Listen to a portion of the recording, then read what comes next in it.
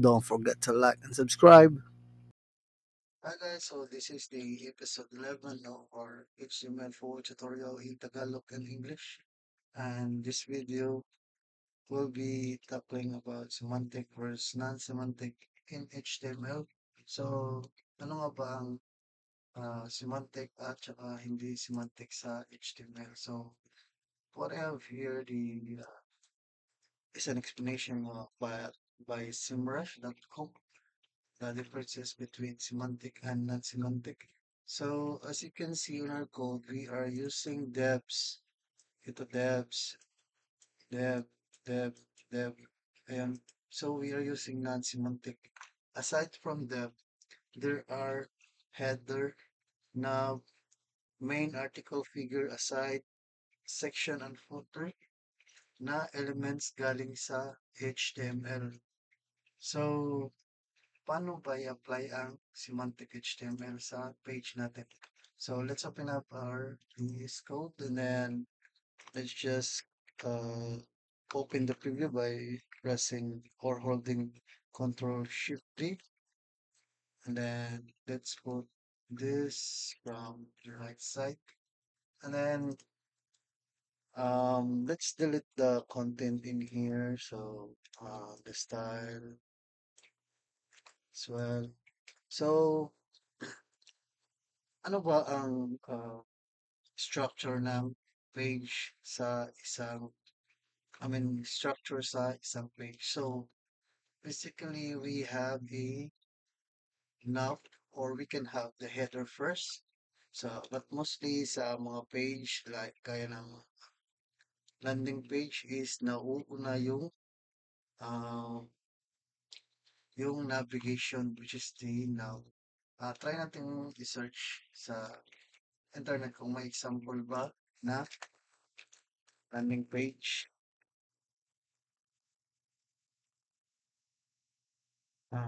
Template, ito sa images. So, oh yeah, this one. Excuse me. So we have the navigator, and then this one is the header. Try nating i-search. Let me use this Florip that's coming from florip.com. And then let's try to click on the full page and click this one. So this is a semantic design. As you can see, we have the nav. This one is the header. This one is galing sa kahit na anong content dito. Let me try to. I am thinking about product detail or product lead. This one. Ayan. So basically, this is the part of a full website. So we have the hero, which is the header. Click natin ito. So, yep, click that one.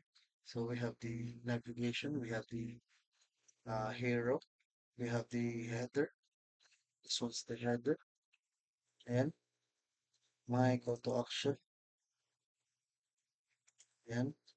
So, balik tayo sa full page. Hit this one.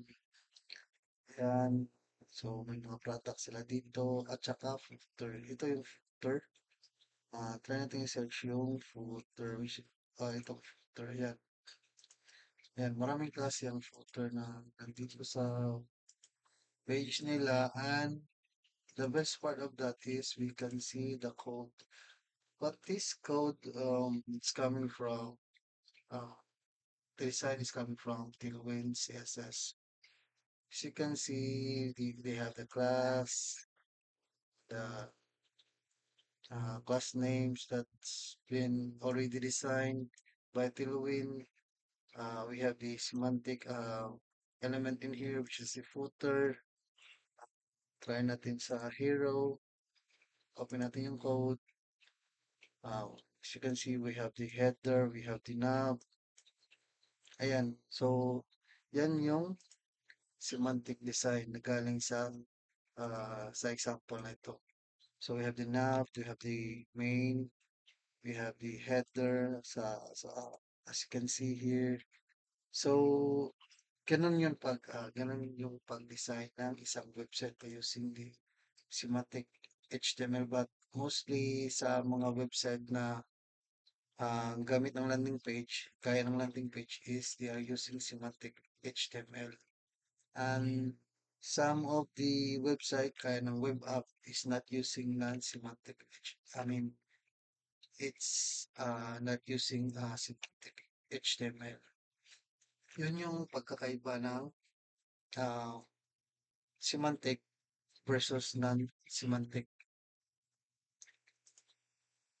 As you can see sa full page, it is designed very well. Yan.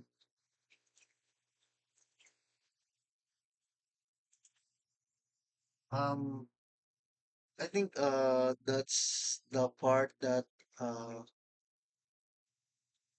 na gusto kong i-explain.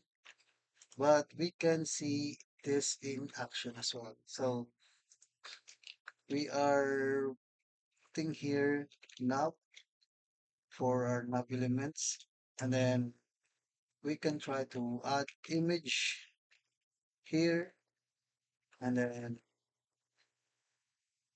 let's try to add the sorry. So I am doing a nav in here. So basically I have excuse me, I have div in here. So I have the div in here as well for our logo. So this one is the nav for the navigation. So let me try to add a class in here for our logo. And this one is the wrapper. Wrapper.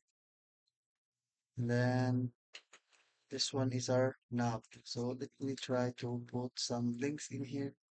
Anchor tag for homepage.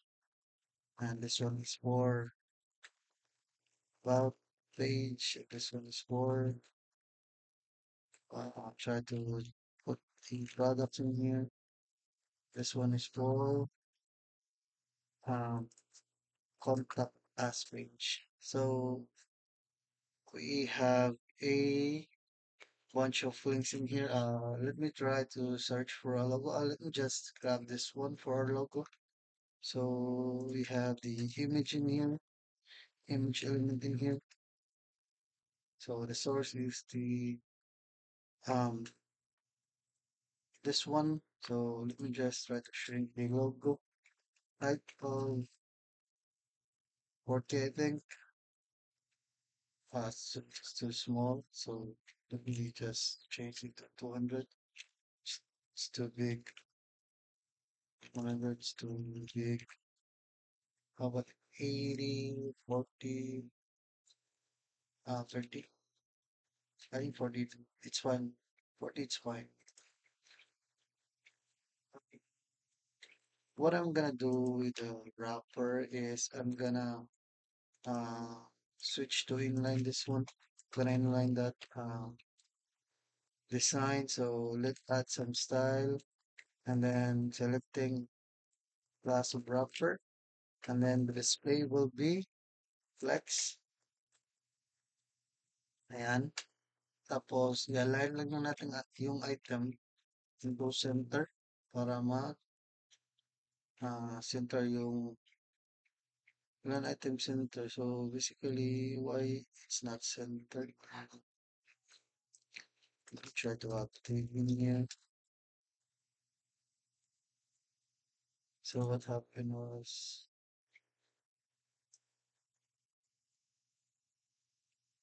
yeah, I'm not sure what happened earlier. So, align item center. So, the justify element, justify content will be space between para yan, para hindi siya dumikit sa logo natin. And then yung knob natin is ganun din i-apply natin. Um, display flex. and we are putting a gap of 10 pixels for each link. Yeah. And tapos, let me try to add the background on our wrapper. So background color, I am thinking uh, gray. So gray, let's just light, lighter gray. And so I'm not sure why it has border. So let me open the page.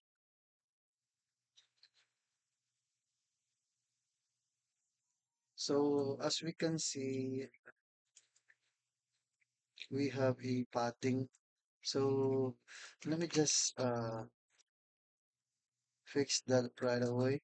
So body natin is my padding. So I am making it padding 0 of pixels. And it is, let me save this one and refresh the page. So it's not working. Let me just try to make this important.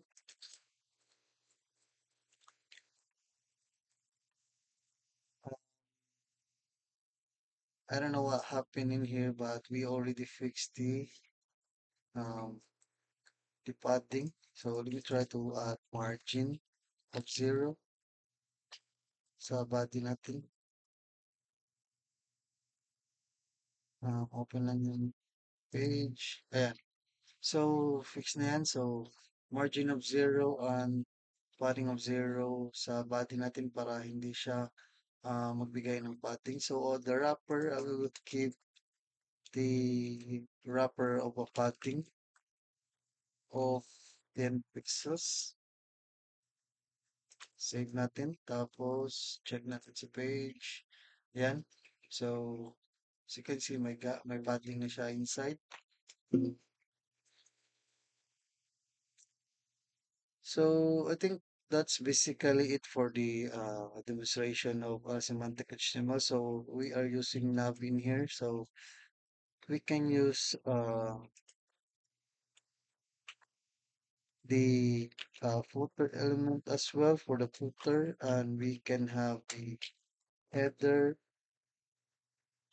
There are lots of elements for semantic uh, HTML. You can refer this um, image for your reference. I think that's it's part 9 of versus semantic versus non-semantic HTML, guys. Thank you for watching this video. I hope you like it. So don't forget to like, subscribe, and share our video. Thank you guys. Kita-kits sa next video natin.